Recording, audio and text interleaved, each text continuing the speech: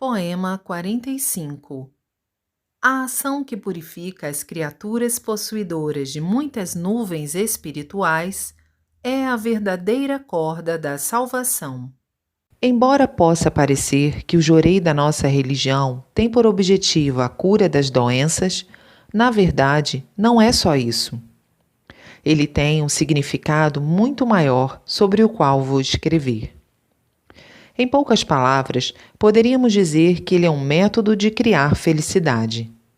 Isso porque, simplesmente falando, a doença, na verdade, é purificação. Nem preciso dizer que a purificação é o processo de eliminação das nuvens do espírito. E não é só isso. Trata-se de um processo que leva à erradicação de todos os sofrimentos do ser humano. Costumo ensinar que a doença, a pobreza e o conflito são formas de purificações. No entanto, dentre os processos purificadores, a doença é a mais importante, porque ela tem relação com a nossa vida. E quando conseguirmos resolver o problema da doença, a pobreza e o conflito serão naturalmente solucionados. Posto que isso é fundamental para se alcançar a felicidade, está muito claro que a causa da infelicidade são as nuvens do espírito. O meio mais simples e infalível de solucionar os problemas é justamente o jorei, método de eliminar as nuvens do espírito. Por esse motivo, conforme disse no início, o jorei não visa somente a cura da doença. Vou tecer explicações mais detalhadas a respeito. Em concordância com o que já escrevi em outras oportunidades, o corpo material do ser humano respira no mundo material e o espírito vive no mundo espiritual. Sendo assim, a situação do mundo espiritual influi diretamente no espírito e se reflete no corpo físico, de modo que o destino do ser humano se origina no mundo espiritual. De forma idêntica ao mundo material, o mundo espiritual está constituído de numerosas camadas, superiores, intermediárias e inferiores. A grosso modo, o mundo espiritual é formado por 3 planos. Cada plano possui 60 camadas, que se subdividem em 3, cada qual com 20 camadas. Ao todo, são 180 camadas mais uma, acima de todas, ocupada por Deus. Temos, pois, 181 camadas. Qualquer divindade, por mais elevada que seja, acha-se numa das 180 camadas. Acima, expliquei como essas camadas são dispostas verticalmente. Agora, falarei como elas se configuram horizontalmente.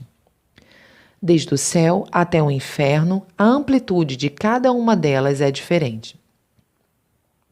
Suponhamos que um espírito se encontre em uma das 20 camadas da parte mais baixa das 60 inferiores.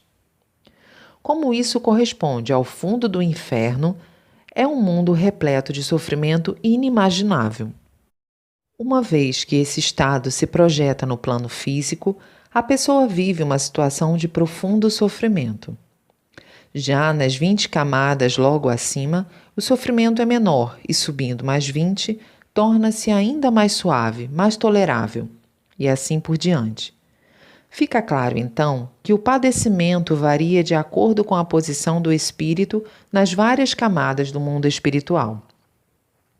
Ultrapassando-se essas 60 camadas inferiores, atinge-se as camadas intermediárias, que corresponde ao Tyukai, do budismo, e ao Yatimata, do shintoísmo, ou ainda a vida no mundo material.